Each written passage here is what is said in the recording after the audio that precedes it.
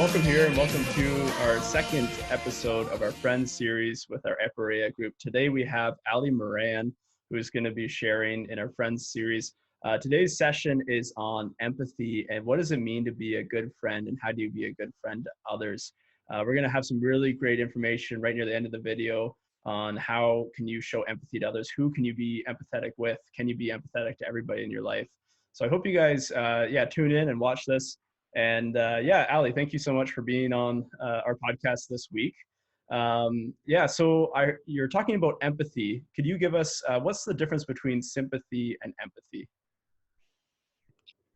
So empathy is the ability to understand and share the feelings of one another. So you're kind of going down to their level, and like if they're sad, you're sad with them. If they're excited, then you're excited with them. Sympathy is more of like, yeah, like that can be your feelings, but like that sucks, like for you. Too bad. A little pat on the head and then see you later.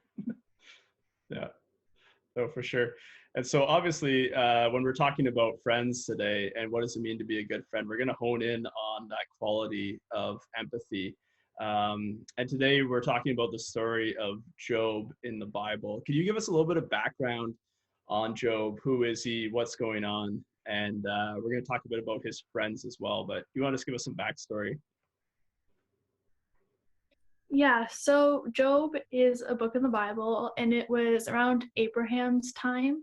So Job was extremely blessed with his life. He had a large family, flocks, a wife. He was God favored him, and he liked to say like Job was his child. He was very proud of him, and Satan said that the only reason that Job was so like followed God well and because he had this great life. And so God let Satan test Job to see if he would stop following him. So basically he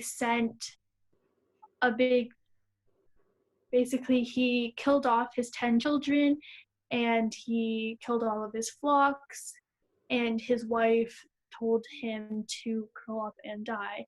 So he kind of was going through this like pretty wild thing, and then he still praised God.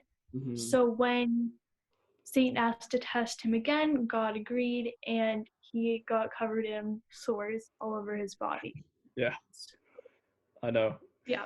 Yeah, which is crazy. And it actually goes on to say that he was using broken pottery to scrape the sores off of his body, which I don't know if that's like the most hygienic way of doing that, but I guess, around that time, maybe that's all they had. So pretty terrible situation to be in, a lot of pain, a lot of suffering, and obviously a lot of loss.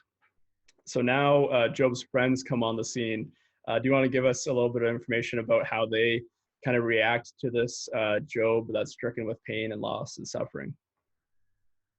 Yeah, so Job has 3 friends that come into the scene, and basically the first one is Bildad, and he tells Job that God is punishing him for something that he's done wrong. He says that you have to stop complaining about what you're going through because that's just what you have to do.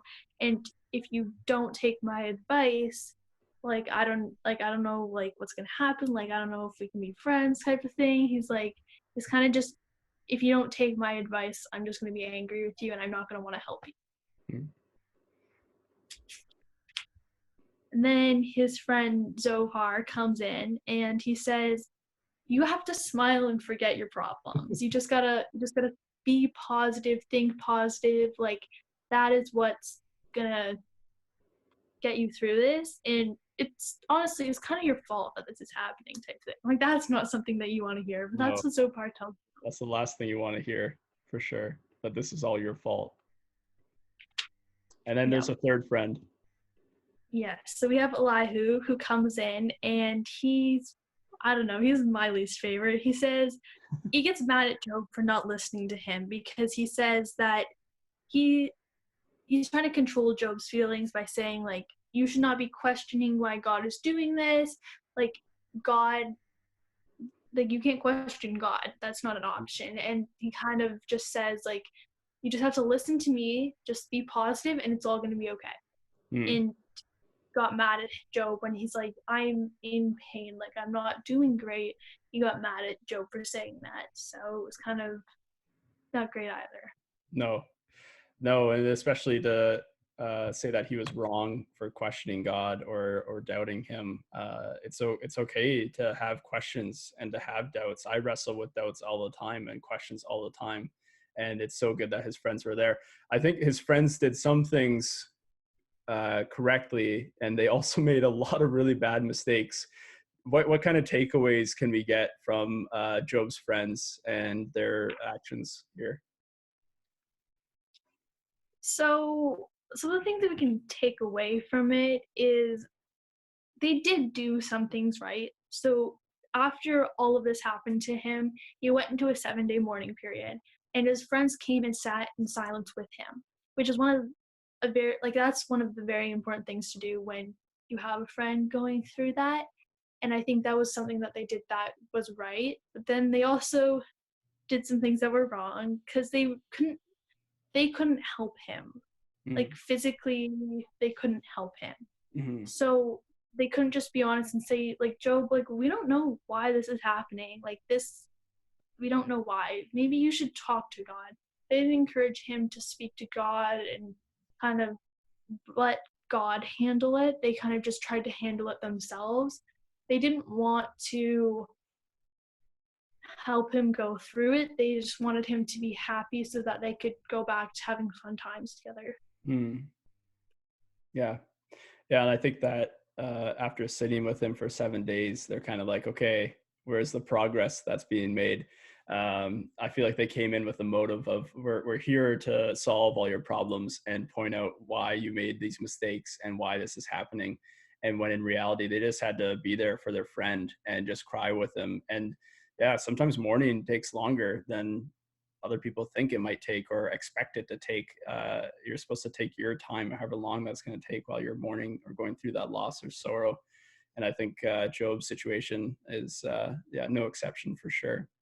Yeah. So, how would you love somebody who is in Job's position and is struggling and is really, yeah, just kind of wrecked with the loss of his family and, yeah, everything's kind of falling apart around him? What would you say to that?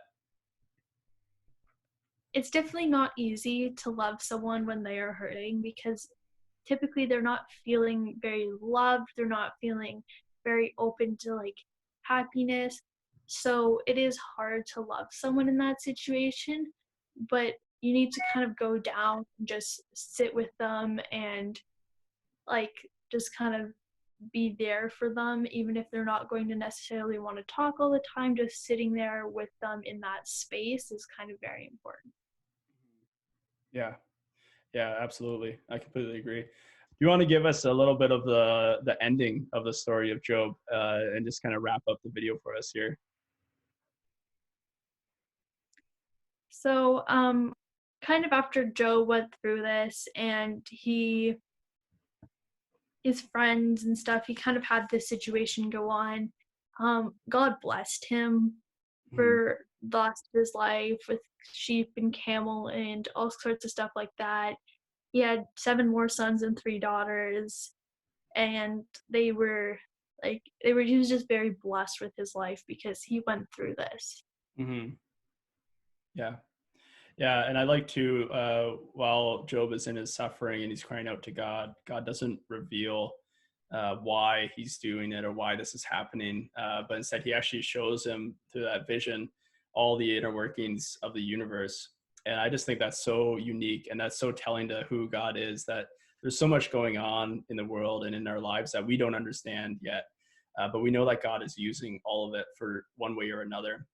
And even today, we get to talk about Job's story and we get to apply those principles to our friendships now, and we get to grow through that story as well. So, yeah, well, so thank you so much, Ally, for being on the podcast this week. And we really appreciate you sharing on the story of Job and what does it mean to be a good friend and how do we be friends to others. I hope you guys have some opportunities this week to be empathetic with your friends and go and maybe cry with them or sit with them and pray with them. I really encourage you guys to, get on their level with them and take some time to actually do that. So that's my challenge to you this week. And we hope to see you next week on our Friends Epereia podcast series. Thanks so much for watching.